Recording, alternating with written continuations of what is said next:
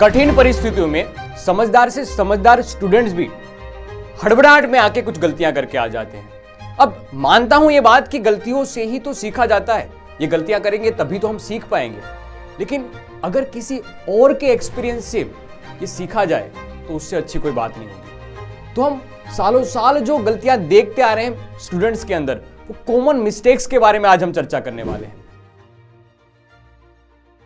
तो सबसे पहले तो ये ध्यान रख कि 21 फेब को आपका पेपर होगा फिजिक्स का, उससे पहले एक अच्छी सी एक पर्याप्त नींद ली जाए, क्योंकि उससे एक दिन पहले की रात को आपके दिमाग में बहुत कंफ्यूजन चलेंगे।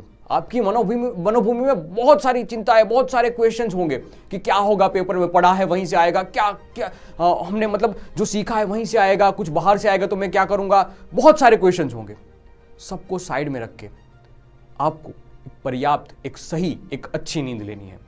तुम काम भी कर सकते हो, जैसे कि सर हमने पूरा सिलेबस रात में कवर करने के लिए एक रात पूरी जाग ली और सुबह जाके एग्जामिनेशन हॉल में गए और वहां जाके देखा तो नींद आने लगी है। इससे गंदी, इससे खराब सिचुएशन नहीं हो सकती है कि तुमने पूरी रात एनर्जी से पढ़ा है और जिस काम के लिए पढ़ा है, जिस एग्जामिनेशन के लिए पढ़ा है, उस एग्जामिनेशन में जाके आपको नींद आ रही है। इससे खराब सिचुएशन क्या हो सकती है मेरे लाल? तो सही नींद लो, लेकिन पूरी की पूरी एनर्जी के साथ आपको पेपर लेना है। वो पेपर आप कब लिख पाओगे बड़ी एनर्जी से, सेकेंडरी चीज है, आपको कंटेंट आता है नहीं आता है, लेकिन उस टाइम पे आपके अंदर एक एनर्जी रहनी चाहिए पेपर अच्छे से लिखने के लिए। तो वो एनर्जी कब रहेगी? जब आपने एक अच्छे से नींद पूरी की होगी तब। या तो पूरी रात मतलब थोड़ा एक अच्छे टाइम तक खींच लो, फिर सुबह आराम से उठो। या दूसरा वे मैं जो सजेस्ट करता हूं वो कि रात को जल्दी सो जाओ, सुबह अपने को मिलना भी तो है, 4-5 बजे एक स्प्रिंट लगानी है जिसका आप इंतजार कर रहे हो, तो स्टेशन में मिलना भी तो है, तो सुबह जल्दी उठ जाना, सुबह जल्दी उठ जाना। तुम ये भी काम कर सकते हो।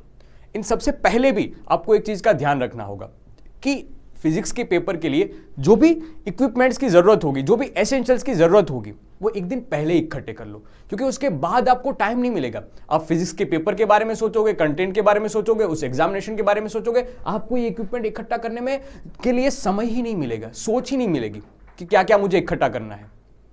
हाँ, अगर आपको पता नहीं, मेरे ख्याल से आपको पता ही होगा कि कौन कौन सी चीजों की रिक्वायरमेंट होती है। अगर नहीं पता है क्या क्या लिया जा सकता है, क्या क्या नहीं लिया जा सकता, वो आपको एडमिट कार्ड में लिखा हुआ मिल जाएगा। वहां से आप एक बार क्रॉस चेक कर सकते हो, पूरी बात पढ़ सकते हो। एडमिट कार्ड भी भूलना नहीं है आपको। तो याद रखो कि पहले ये इक्विपमेंट साथ में उठा लो। हथियार जरूरी है ले जाने के लिए। क्या काम फिर युद्ध में अगर हथियार लेके ही नहीं गए तो? सब कुछ यहां पर है, लेकिन लिखने के लिए भी तो चाहिए कुछ। अब पास वाले से मांग ली वो बात अलग होती है, लेकिन अपना भी तो कुछ वजूद है वहां पर। तो जो भी इक्विपमेंट, जो भी एसेंशियल्स की जरूरत है, वो आप पहले ही इकट्ठा कर लो, एक अच्छी नींद लो, फिर एग्जामिनेशन में हॉल में जाओ। यहां पर बात खत्म नहीं होती है। जैसे ही आप घर से बाहर निकलोगे, वापस ख्याल चालू हो जाएंगे, क्या होगा पेपर में, वहां जाके क्या पता चलेगा, क्या कैसे क्वेश्चंस आएंगे, बहुत सारी चिंताएं होगी। तो उस टाइम पे अपने आप को शांत रखो, शांत रखो।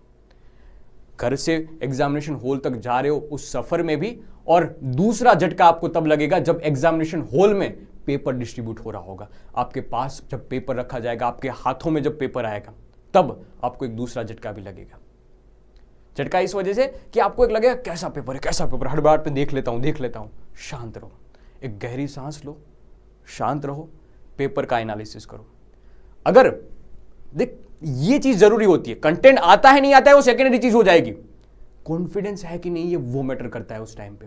तुम कितना शांत रह पाते हो, कितने समझदारी से काम करते हो। हड़बड़ाहट में आके समझदार से समझदार स्टूडेंट्स भी गलतियां करके आता है और वो नीचा अपना लेवल गिरा लेता है।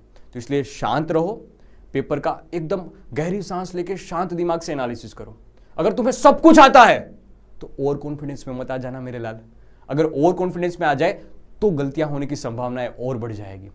कुछ आता है तो जो तुम्हें आता है वहां से शुरुआत करना। पहले एनालिसिस कर लिया, फिर जो चीजें तुम्हें पता है पहले से, वहां से शुरुआत करना। अगर कुछ भी नहीं आता है, ऐसा होगा ही नहीं, हमने जो पढ़ा है वहीं से बातें आने वाली है, लेकिन फिर भी तुम्हें ऐसा लग रहा है कि मैं कुछ भूल गया हूं, ये चीजें भूल गया हूं। देख, ओवर कॉन्फिडेंस में आके अक्सर ये गलतियां होती है कि मैं भूल गया सर, ये चीजें मुझे आती थी, जब मैंने क्वेश्चन पढ़ा तब मुझे आता था, एग्जामिनेशन हॉल के बाहर था तब भी मुझे आता था, लेकिन जैसे ही पेपर हाथ में आया मैं चीजें भूलने लगा हूं। ये क्यों होता है? या तो डर की वजह से हुआ या ओवर एक्साइटमेंट की वजह से होगा। इसीलिए बताया गया है कि पेपर आते ही एक गहरी सांस लो, अपने आप को शांत रखो, अपने आप पर विश्वास रखो, सब कुछ अच्छा होगा। कभी सिलेबस खत्म नहीं होता है और ना ही ये सिलेबस कवर करने की चाह खत्म होती है। जितना पढ़ा है उतना पर्याप्त है, काफी है, जो होगा वो देखा जाएगा। इस भाव से अंदर जाओ, शांत रहो, पेपर लिख के आओ। अगर कोई चीज ऐसी है कि जो तुम्हें नहीं आती है, मान लिया कुछ ऐसा भी निकल के आ गया कि कहीं से बहुत खोद खोद के पूछ लिया, नहीं आता है चीज, कोई बात नहीं। फिजिक्स की एक अच्छी बात है कि वो कहीं ना कहीं तो रिलेट करता होगा, तो एकदम कॉन्फिडेंस वे में उसको लिखना।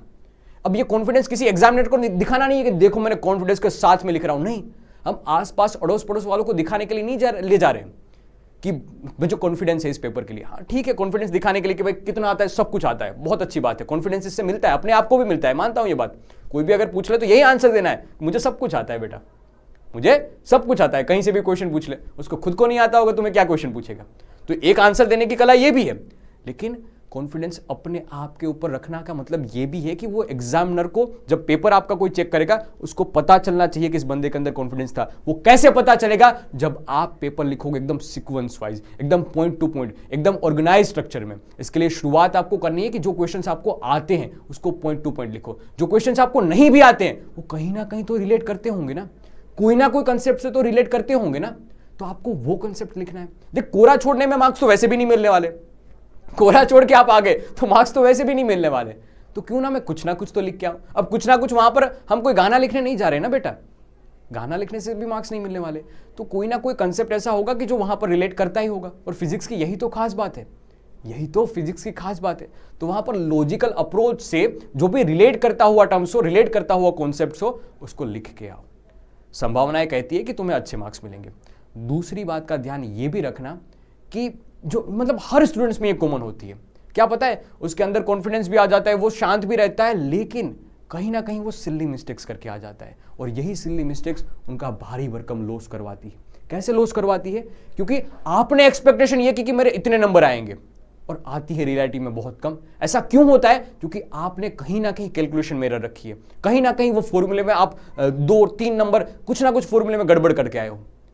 तो इसको इरेक्ट करने का, इसको सोल्व करने का तरीका यह है कि 10 या 20 सेकंड का पॉज ले लो, जैसे ही आप न्यूमेरिकल या जैसे ही आप क्वेश्चन खत्म करते हो। तो एक बार देख लो, ओवरव्यू ले लो उस क्वेश्चन का कि मैंने कहीं गलती तो नहीं कर दी है, मैंने कोई चीज मिस्टेक से लिखना भूल तो नहीं गया हूं, कोई कैलकुलेशन वाली एरर तो नहीं रह गई है, कोई चीज गलत तो नहीं लिख दी है। तो 10 से 20 सेकंड के पोज में वो चीज चेक कर लो, रेक्टिफाई कर लो एक बार कि ये सही है या नहीं है। इससे तुम्हारे रियलिटी में पता चलेगा कि हाँ मैंने सही चीजें लिखी है। और याद रख कि तू ये करेगा, तुम्हें पता चलेगा कि हाँ अगर मैं ये गलती करके आ जाता, क्योंकि कई बार हम यूनिट लिखना भूल जाते, 1 मार्क वहां से कट जाता है, 1 मार्क्स वहां से कट जाएगा। तो ऐसी गलतियां हमें नहीं करनी है, इसके लिए इस चीजों का ध्यान रखना। देख बेटा, सफल वही होता है जो सबसे पहले अपने मन में अपने आप को सफल मानता है। क्या? सफल वही होता है जो सबसे पहले अपने मन में अपने आप को सफल मानता है। तो शांत रहो, विश्वास रखो हम पर, विश्वास रखो अपने आप पर।